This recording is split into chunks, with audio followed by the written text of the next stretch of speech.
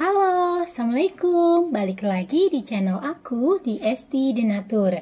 Kali ini aku mau berbagi info tentang penyebab dari penyakit TBC. Yuk kita simak video lengkap berikut ini. Penyebab TBC adalah bakteri Mycobacterium tuberculosis. Penyakit ini menyerang paru-paru dan dapat mempengaruhi organ tubuh lainnya. Selain itu, ada pula faktor yang dapat meningkatkan risiko Anda terkena penyakit ini, mulai dari gaya hidup, tidak sehat, hingga sistem imun yang lemah. Tuberkulosis atau TBC merupakan satu dari 10 penyakit yang paling banyak menyebabkan kematian di dunia.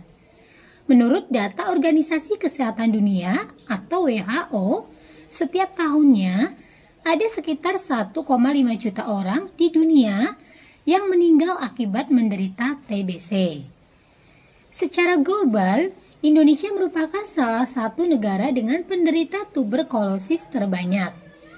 Kementerian Kesehatan Republik Indonesia mencatat pada tahun 2022 sendiri ada sekitar 842.000 penduduk Indonesia yang menderita TBC. Karena tingginya kasus TBC di Indonesia, penting bagi Anda untuk mengetahui penyebab TBC dan faktor apa saja yang dapat meningkatkan risiko terkena penyakit ini. Tujuannya adalah agar Anda bisa melakukan upaya pencegahan TBC secara lebih optimal. Nah, apa sih sebenarnya penyebab TBC dan faktor risikonya?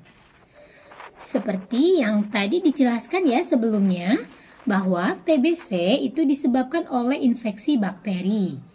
Bakteri penyebab TBC ini umumnya menyerang paru-paru, sehingga dikenal juga dengan istilah flek paru-paru, dan bisa menyerang ke organ lain melalui percikan air liur yang dilepaskan ke udara saat penderitanya bersin, batuk, atau meludah. Meski dapat menyebar melalui udara, penularan penyakit TBC tidak semudah penyebaran flu atau batuk. Proses penularan bakteri TBC membutuhkan kontak yang cukup dekat dan lama dengan penderita. Misalnya, tinggal atau kerja bersama dan sering melakukan interaksi dalam kesehariannya. Kemungkinan Anda tertular TBC jika sekedar duduk di sebelah orang yang terinfeksi, misalnya di bus atau kereta, akan sangat kecil. Selain itu, penderita TBC yang telah mengkonsumsi obat anti-tuberkulosis setidaknya selama 2 minggu juga berisiko lebih kecil menularkan penyakitnya ke orang lain. Meski begitu, ada beberapa kelompok orang yang lebih mudah tertular TBC. Di antaranya, yang pertama, orang dengan sistem kekebalan tubuh lemah, seperti bayi, anak-anak, lansia, atau penderita HIV/AIDS, diabetes, kanker, dan gagal ginjal stadium akhir. Kemudian yang kedua adalah orang yang sedang menjalani pengobatan yang dapat melemahkan sistem kekebalan tubuh, seperti kemoterapi. Kemudian yang ketiga, orang yang mengkonsumsi obat imunosupresan, saya ulang ya, orang yang mengkonsumsi obat imunosupresan, misalnya penderita kanker, lupus, reumatoid, artritis, dan penyakit Crohn. Kemudian yang keempat adalah perokok aktif. Dan yang kelima adalah orang dengan gaya hidup buruk, seperti menyalahgunakan narkoba, atau mengkonsumsi alkohol. Kemudian yang keenam, orang yang tinggal dengan penderita TBC. Yang ketujuh, petugas medis yang merawat pasien TBC. Kemudian yang kedelapan adalah orang yang tinggal atau bekerja di lingkungan berisiko tinggi, misalnya panti jompo atau tempat penampungan tunawisma. Dan yang kesembilan atau terakhir adalah orang yang tinggal di pemukiman padat dan kumuh. Pada sebagian besar kasus, penyakit TBC memang dapat sembuh selama obat yang diresepkan dokter digunakan dengan benar dan sesuai arahan. Namun, Penting bagi Anda untuk mengetahui penyebab TBC dan faktor risikonya, sehingga Anda bisa lebih waspada terhadap penyebaran penyakit ini.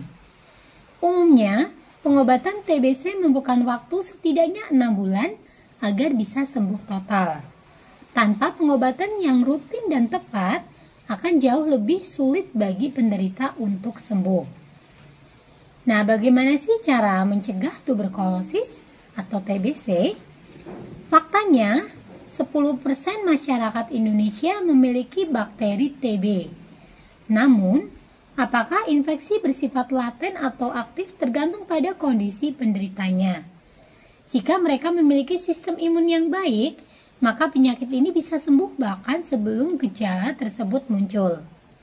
Maka dari itulah, pencegahan utama agar tidak terjangkit tuberkulosis adalah menjaga pola hidup, makan cukup, tidur cukup, dan berhenti merokok. Nah, bagi yang saat ini mengalami keluhan penyakit TBC dan ingin pengobatan secara alternatif dengan produk herbal, kami dari Denatur Indonesia ini memiliki produknya. Nah, produknya ada apa saja? Untuk produknya sendiri ini terbuat dari bahan-bahan herbal alami, terdiri dari Detopar Denatur dan PPK Denatur. Selain produknya terbuat dari racikan bahan-bahan herbal alami, untuk semua produknya pun ini sudah terdaftar di BPOM, sudah ada izin Dinkesnya, serta bagi yang muslim tidak perlu khawatir karena sudah halal MUI. Dan Denatur Indonesia sendiri ini sudah memiliki ISO 9001-2015, yang artinya sudah standar internasional. Dan untuk pembuatannya pun ini sudah sesuai dengan standar CPOTB.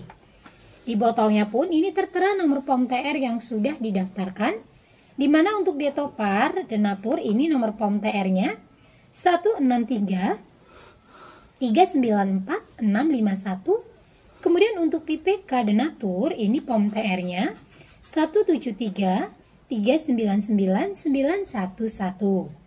Nah, demikian informasi kali ini. Semoga bermanfaat. Nah, bagi yang ingin membutuhkan atau ingin memesan produknya, silakan hubungi kontak kami di nomor 081 329 878 999. Sampai jumpa di video berikutnya. Terima kasih. Wassalamualaikum warahmatullahi wabarakatuh.